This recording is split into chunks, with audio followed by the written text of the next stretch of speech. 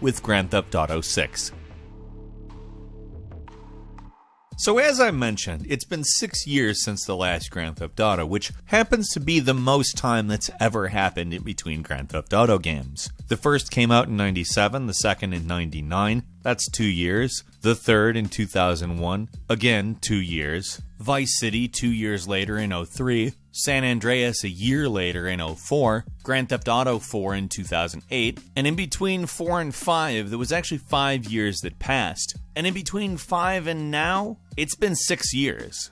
But clearly, we aren't getting Grand Theft Auto 6 in a couple days, weeks, or months, as notated in the intro, and we've already passed that amount anyway. And even if we were on the verge of any kind of announcement or trailer, the first Grand Theft Auto 4 trailer came out in March 2007, and the game came out in April of 2008. Similarly, the first trailer for Grand Theft Auto 5 came out in 2011, and the game was released in 2013. It was not a short process of marketing these games, and if they dropped a trailer tomorrow, it probably wouldn't be out till 2021. And there's no indication they're dropping a trailer tomorrow either. On top of that, it's been years that Grand Theft Auto 5 has been out, and it's still consistently in the top 20 selling games in the United States. So it's still a cash cow when you don't even think about the Grand Theft Auto online revenue that it consistently generates, being it has the microtransactions.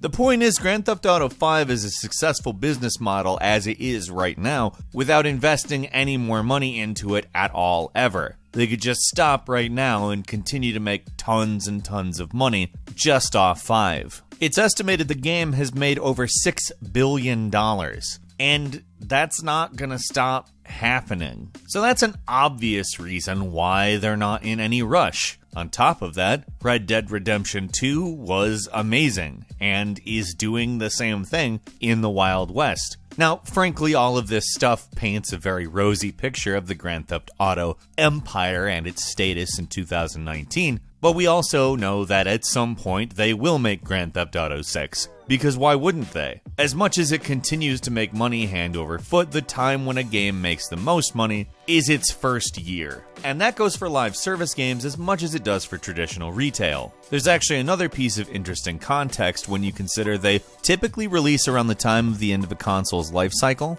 It kind of allows them to do a little bit of a double dip. You get that first year release on the so-called dying console, and then when everyone wants it back on the new console, you get kind of a simulated second first year release, because everybody wants it on the new console where the graphics are better, the online services are better, the interface is better, it's just more convenient to use, etc., etc. And again, I think this paints a fairly rosy picture. The health of this series is good.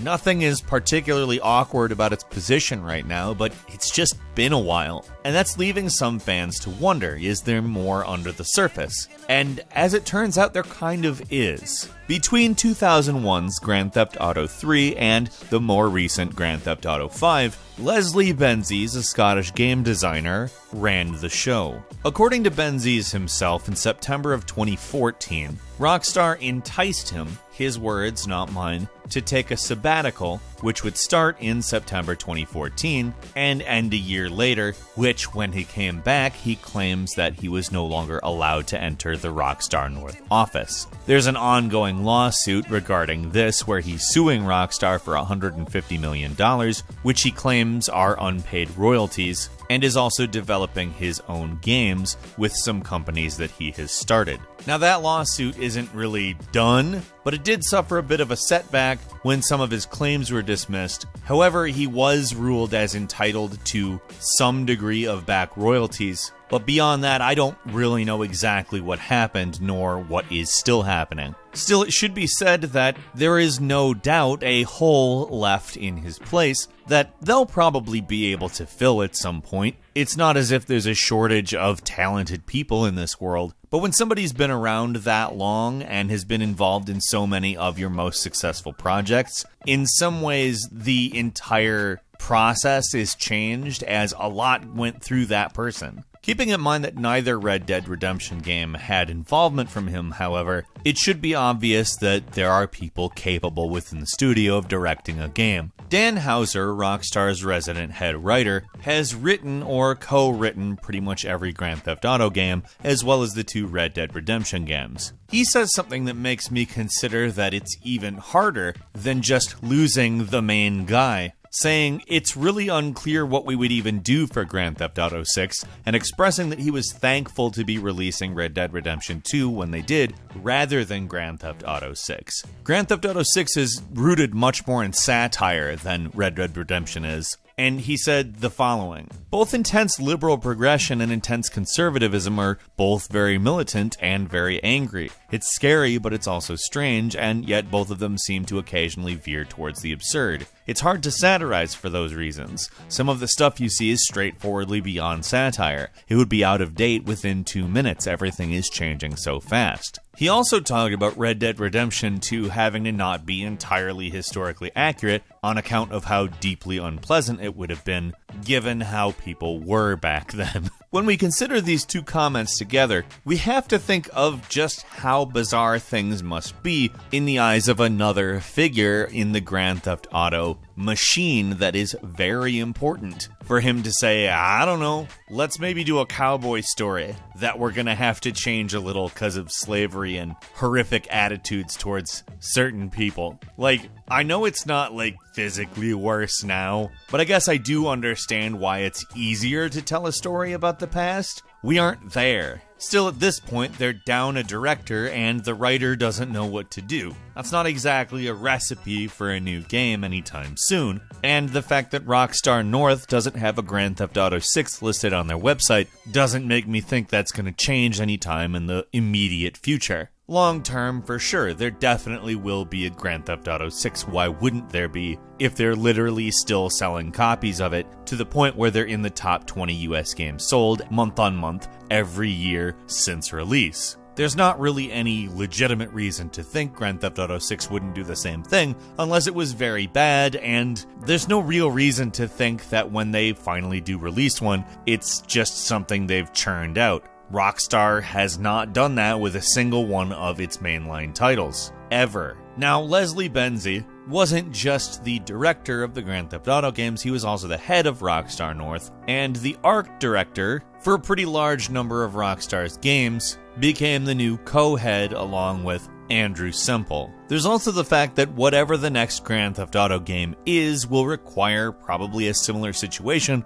to how Red Dead Redemption 2 was developed, which over time consolidated all of the studios under the Rockstar Games umbrella into one worldwide team, because damn, that is a big game. So at the moment, the real questions are, is that going to be the kind of effort put behind Grand Theft Auto 6? Who will direct? And when will we hear about it? Well, given it's been 6 years and honestly we don't have a real answer for any of those questions, I'm gonna go ahead and say that yes, I think Rockstar Games is taking too long with Grand Theft Auto 6. Now, does that mean I'm going to say, oh, they're in the wrong and they need to do something different? No, probably not. Too long is an opinion. It's my opinion. But I also kind of trust their judgment on this. While I'm certainly antsy for another Grand Theft Auto game, I have to imagine that they're going to want to pull off a process that yields something at least as good as Red Dead Redemption 2, which is, for all intents and purposes, one of the most interactive games of all time.